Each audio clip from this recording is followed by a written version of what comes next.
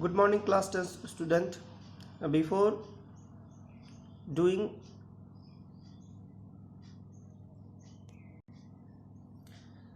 today's class, let's have a practice of some important questions that based on previous knowledge and previous study. Try to solve these questions.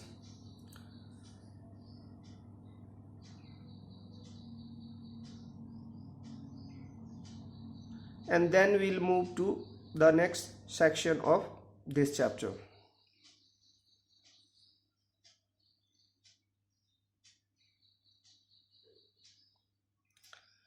And along with it, a question is come in our mind. What is the reason for the same order of reactivity of metal? Metal की reactivity जो है same order में है, क्यों है, इसका क्या reason है? एक तरह का ये प्रश्न जो है मेरे जहन में काफ़ी समय से चलते आ रहा है, तो आप भी इस पे सोचिए और कोशिश कीजिए कि क्या हो सकते हैं इसके पॉसिबल आंसर्स। हमने यहाँ लिखा है कि reason for the same order of reactivity of metal, क्या है ये रीजन? थिंक, एक बार इसके बारे में सोचे। तो कहते हैं the order of reactivity of different metal is same when metal react with react इधर विद ऑक्सीजन और वाटर और एसिड। कह रहा है कि कोई भी मेटल है वो ऑक्सीजन से रिएक्ट करे, वाटर से रिएक्ट करे या किसी एसिड से रिएक्ट करे, इनका जो ऑर्डर है लगभग रिएक्टिविटी ऑर्डर सेम है। ऐसा क्यों है? तो इसका क्या रीजन है कि रिएक्टिविटी रिमेन सेम क्यों होता है? तो जो मैंने जैसे एक ट्रेंड है, देखिए ये एक क्वेश्चन है, बहुत ही इंपॉर्टेंट क्वेश्चन बन रहा है आपका यहाँ पे, जरा समझिए इस वाले पर्टिकुलर सेट को। देखिए कि sodium, magnesium, aluminium, zinc, ferrous, copper, silver और गोल्ड, इनके जो रीजन रिएक्टिविटी ऑर्डर है ये हमेशा सेम होते हैं। मतलब चाहे इसका रिएक्शन आप ऑक्सीजन से कराएं, चाहे इसका रिएक्शन आप वाटर से कराएं या इसका रिएक्शन आप एसिड से कराएं, तो ये अपने ट्रेंड को मेंटेन रखता है। तो क्यों होता है ऐसा? इसमें जो है क्या ऐसी बात है, उसके बारे में बात करेंगे अभी हम। तो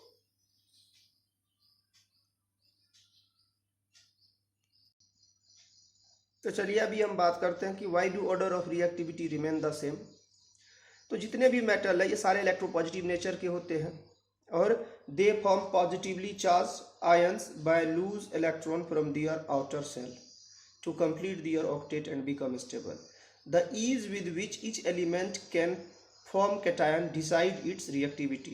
Most easily a metal lose an electron more is the reactivity because metal react with air, water and acid by formation of cation and cation is formed by loss of electron. इसका मतलब क्या है कि order of reactivity same है, चाहे वो oxygen से react करे, एसिड से रिएक्ट करे या वाटर से करे। हर केस में क्या होता है कि मेटल जो इलेक्ट्रोपॉजिटिव नेचर है उसे क्या करना होता है, आपका इलेक्ट्रॉन जो है वो क्या करना पड़ता है, उन्हें रिलीज करना पड़ता है, कैटायन फॉर्मेशन करना पड़ता है। तो ऐसे कंडीशन में जो है इसकी रिएक्टिविटी सेम हो जाती है। अब बात करें जैसे नोबल गैस है, हीलियम, नियॉन, आर्गन, क्रिप्टन है, तो ये वेरी स्टेबल है क्योंकि इनके आउटर सेल तो पहले से कंप्लीट है, तो ये पॉजिटिव चार्ज बनाते नहीं है। ठीक है, तो इस तरह से हम फॉर्मेशन ऑफ आयनिक कंपाउंड के बारे में बात कर सकते हैं, क्योंकि कैटायन और एनायन की जब यहाँ पर बात हो गई, जिक्र आ गया कि कैटायन और एनायन फॉर्म करता है, तो चलिए हम समझते हैं जरा सा कि आयनिक बॉन्ड क्या है। जरा ध्यान से देखिएगा इस टॉपिक को कि आयनिक बॉन्ड कैसे होते हैं, आयनिक कंपाउंड कैसे फॉर्म करते हैं।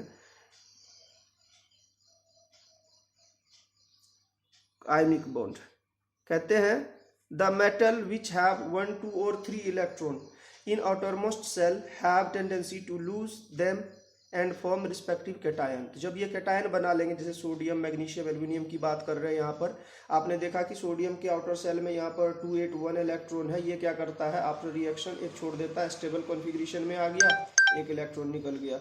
ठीक इसी तरह से मैग्नीशियम अपना 2 इलेक्ट्रॉन डोनेट किया, और ये क्योंकि 2 इलेक्ट्रॉन अगर इसको ऑक्टेट पूरा करना या तो 6 लेना पड़ेगा या 2 देना पड़ेगा, तो 6 लेने में ज़्यादा एनर्जी रिक्वायर्ड होगी, बस बाकी दो रिलीज करना जो है इसके लिए क्या हो जाएगा, इजी हो जाएगा। तो ये क्या करता है, 6 एक्सेप्ट करने के बजाय 2 आसानी से क्या कर रहा है, अपना 2 इलेक्ट्रॉन को रिलीज कर रहा है। वही केस यहाँ पर है कि 5 लेना और 5 एक्सेप्ट करने में इसको ज़्यादा एनर्जी चाहिए, वहीं पर 3 देना इसके लिए आसान रहता है, तो जल्दी स्टेबल हो जाता है। तो इस तरह से हम कह सकते हैं कि मेटल जो है वो अपना पॉजिटिव चार्ज अटेन करके नोबल कॉन्फ़िगरेशन को अटेन कर लेता है और स्टेबिलिटी की तरफ मूव कर जाता है। वो इसी तरह जैसे मेटल में इलेक्ट्रोपॉजिटिव नेचर होते हैं तो नॉन मेटल का उल्टा होता है। कहते हैं non metal have tendency to attract electron because their outermost shell need 1, 2 और 3 electron in order to maintain the noble gas configuration. जैसे मेटल 1, 2, 3 इलेक्ट्रॉन को रिलीज करने के बाद स्टेबल कॉन्फ़िगरेशन को अटेन कर लेता है, वही नॉन मेटल क्या करता है, आपका 1, 2, 3 इलेक्ट्रॉन एक्सेप्ट करने के बाद स्टेबल कॉन्फ़िगरेशन को गेन कर लेता है। तो इस तरह से मेटल और नॉन मेटल के बीच आयनिक बॉन्ड फॉर्मेशन की पॉसिबिलिटी जो है हमारा रेज कर जाता है। अब जरा समझेंगे, हम इसे थोड़ा सा डिटेल में समझने की कोशिश करेंगे कि क्या है और कैसे है। जैसे क्लोरीन है, तो क्लोरीन के आउटर सेल आप देख रहे हैं 2, 8, 7 इलेक्ट्रॉन है, तो या तो 7 इलेक्ट्रॉन ये रिलीज करे या 1 एक्सेप्ट करे। तो 7 देना इसके लिए अच्छी बात नहीं है क्योंकि ज़्यादा एनर्जी रिक्वायर्ड होगी, उससे बढ़िया ये 1 एक्सेप्ट कर लेता है और ऑक्टेट पूरा कर लेता है, ठीक, ऑक्सीजन इस तरह से। तो नॉन मेटल का ये प्रोसीजर है।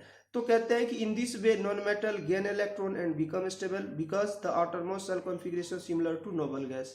चलिए कुछ एग्जाम्पल के थ्रू इसको समझते हैं कि कैसे है और क्या है। जैसे अब इसे बेटरली समझने के लिए हम थोड़ा सा जो है चर्चा करेंगे यहाँ पर कि स्ट्रक्चर जो है आयनिक कंपाउंड का वो क्या है और कैसे है। जरा सा इस स्ट्रक्चर को आप ध्यान से देखेंगे। ये स्ट्रक्चर है आपका NaCl सोडियम क्लोराइड का क्रिस्टलाइन स्ट्रक्चर है। जरा यहाँ पर देखेंगे, जो रेड डॉट है ये रेड डॉट क्लोरीन है और जो ये ब्लू डॉट है ये सोडियम है। तो इस प्लेन की अगर बात करें, इसमें ये क्रिस्टल है। In a crystal NaCl each Na atom attach to 6 chlorine atom. अब जैसे मान लीजिए हमने कहा कि ब्लू वाला हमारा क्या है, सोडियम है, तो सोडियम या ब्लू वाला इस सोडियम को कंसीडर करें। इसके लिए देखिए डायरेक्ट अटैचमेंट कहाँ, 1, 2, 3, 4, 5 और 6। यस, एक सोडियम जो है 6 क्लोरीन एटम से यहाँ पर अटैच्ड है और इसी तरह से जो है एक क्लोरीन एटम जो है वो भी अटैच्ड है। तो बॉन्ड जो है इनके बीच में सैचुरेटेड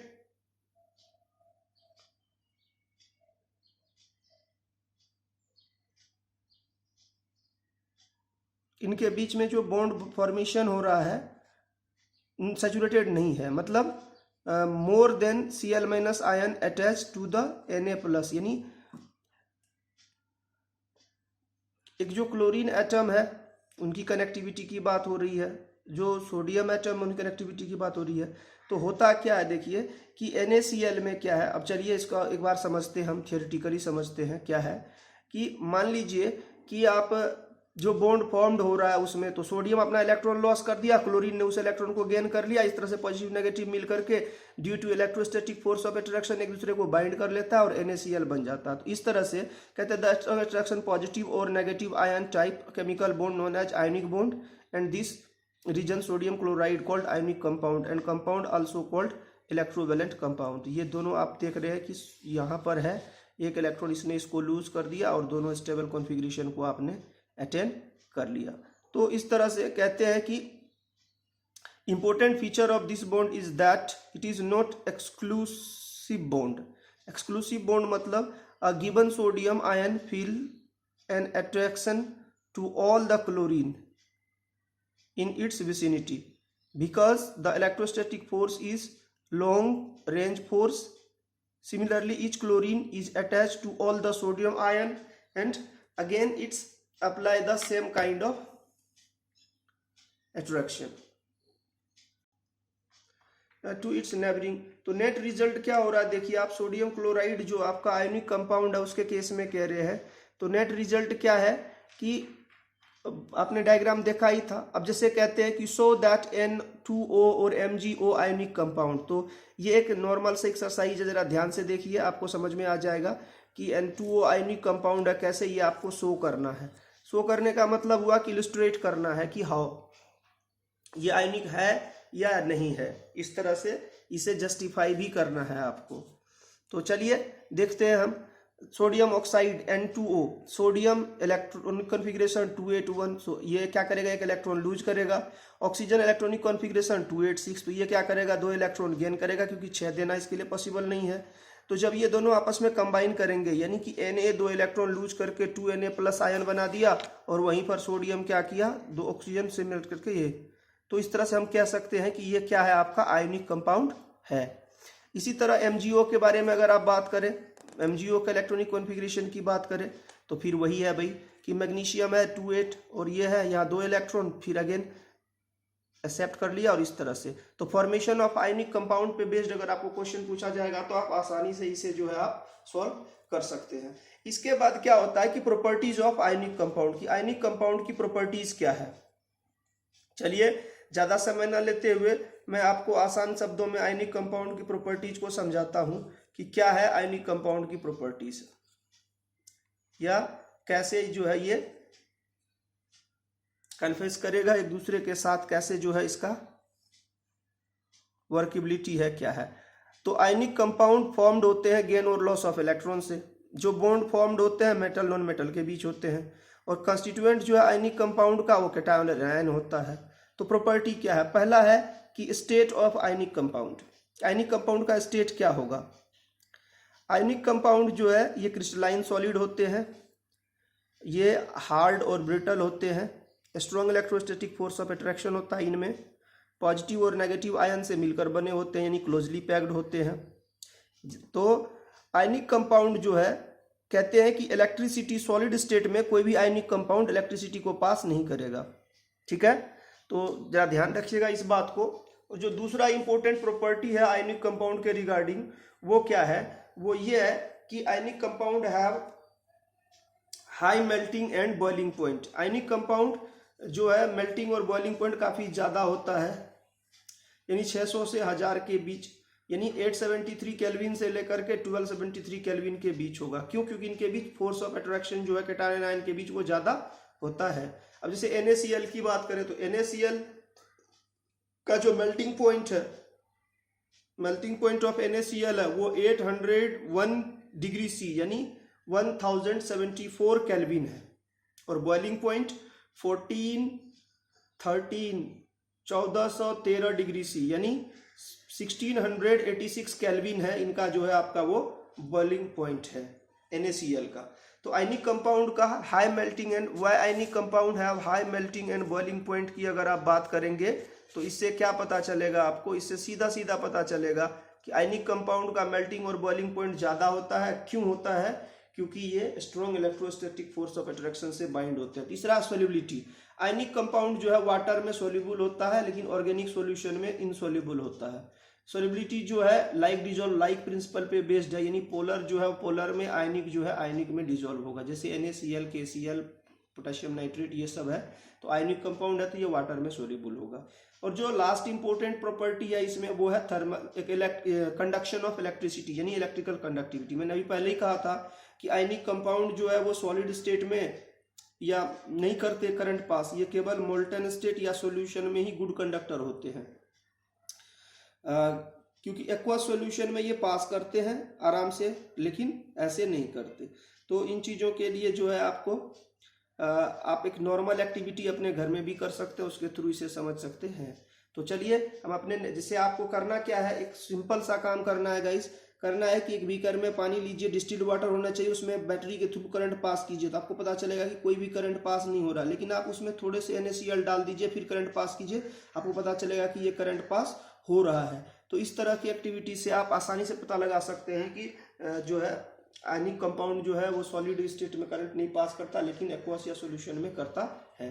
ठीक है, मिलते हैं हम अपने नेक्स्ट वीडियो में। Thank you and good day.